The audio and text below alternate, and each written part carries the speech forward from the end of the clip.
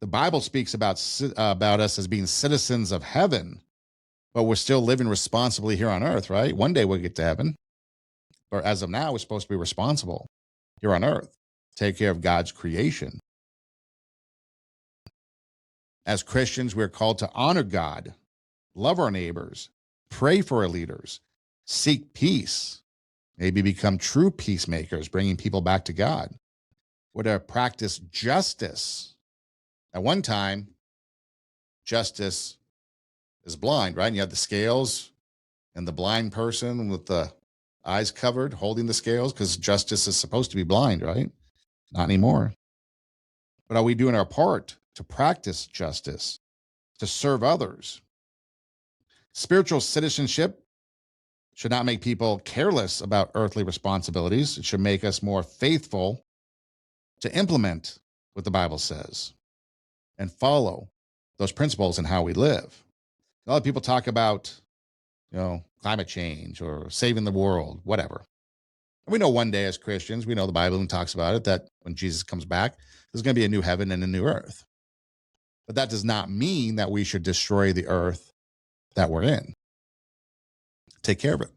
Take care of the planet that God has entrusted to us.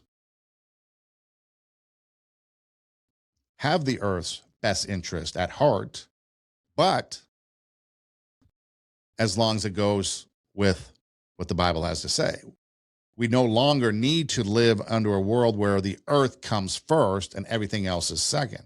We do not need to have a model where we have to bow down to Mother Earth because God is the creator.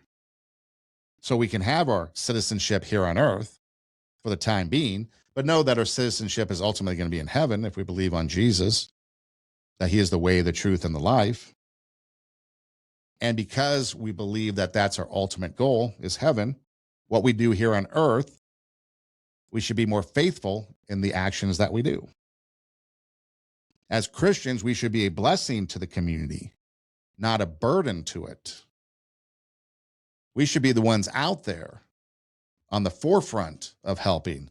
We should be the ones out there on the forefront of practicing responsibility, practicing respect, practicing service, fairness, courage, compassion, and building something stronger for ourselves and for our communities and for those around us. We should be on the forefront of that when it comes to this citizenship conversation, because we know that ultimately our citizenship belongs to God, and that is what he would want us to do.